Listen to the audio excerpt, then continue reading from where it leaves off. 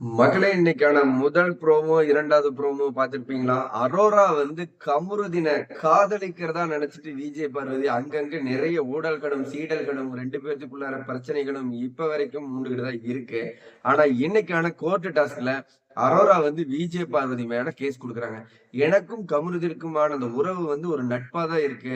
அத பிரிக்கிறதுக்காகவோ, இல்ல நாங்க 2 பேரும் காதலிச்சுருவோமோ அப்படிங்கிற பயத்துல வந்து விஜே பார்வதி வந்து எங்கள அங்கங்க பயங்கரமான வார்த்தைகள விட்டு எங்க 2 பேத்தையும் கஷ்டப்படுத்தியிருக்காங்க.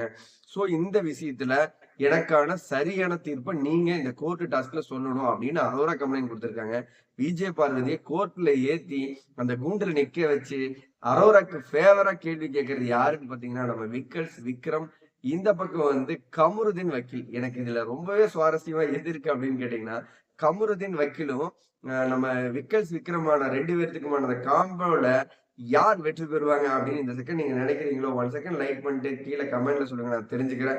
என்னோட பாயிண்ட் ஆஃப் வியூல பிக் பாஸ் வீட்டுக்குள்ளார அரோரா, கமருதீன், விஜே பார்வதி அப்படிங்கிற ஒரு பிரச்சனை இப்ப வரைக்கும் பிக் பாஸ் ஆரம்பிச்ச முதல் நாள்ல இருந்து இப்ப வரைக்கும் தீரல. இந்த கோர்ட் டாஸ்க்ல மட்டும் தீர்த்து வச்சுருவாங்களா அப்படின்னா, அது ஒரு கொஸ்டின் மார்க்கா தான் இருக்கு. எனிவே இந்த லைவ இந்த நாள் முழுக்க முழுக்க இவங்க 2 பேத்துக்குமான கோர்ட் டாஸ்க்ல இழுத்துட்டு போயிருவாங்க அப்படிங்கிறது என்னோட கருத்து. உங்களுடைய கருத்துக்கள மறக்காம பதிவிடுங்க. பிக் பாஸ் லைவ் அப்டேட்ல அடுத்தடுத்த வீடியோல சந்திக்கலாம். பாய் மக்களே.